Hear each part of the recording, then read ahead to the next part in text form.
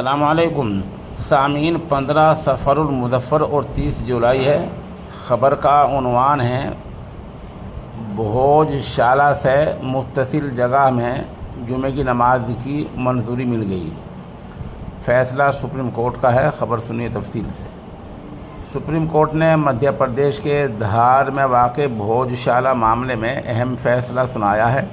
Supreme court نے واضح طور پر مدھیہ پردیش سرکار کو ہدایت دی ہے کہ وہ مسلم فریق کو نماز جمعے کے لیے بھوج شالہ کمپلیکس سے بالکل ملی ہوئی جگہ فراہم کرے۔ عدالت نے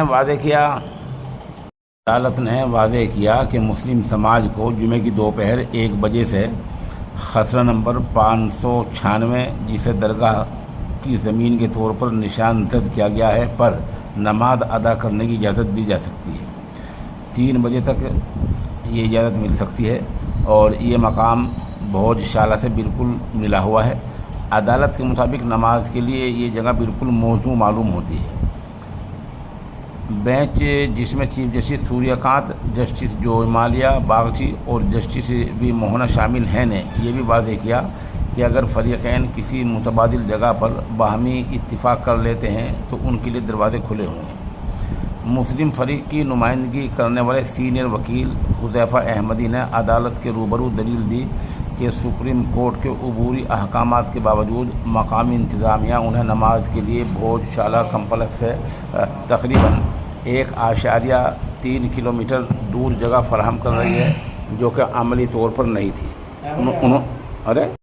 جس میں کہا گیا کہ مسلم سماج کو فراہم کی جانے والی کوئی بھی متبادل زمین کمپلیکس کے پاس ہونی چاہیے اور مسجد سے واضح طور پر نظر آنی چاہیے۔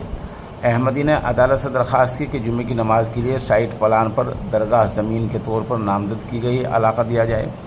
سماعت کے دوران جب CJI سوریہ کانت نے پوچھا کہ کیا اس علاقے کا کوئی سائٹ پلان یا نقشہ دستیاب ہے، حذیفہ احمدی نے عدالت کو بھوج شالہ کمپلیکس، آس پاس کے پلاٹوں اور وقف زمینوں کا مکمل جغرافیائی مقام دکھانے کے لیے گوگل میپ کا استعمال کیا گیا۔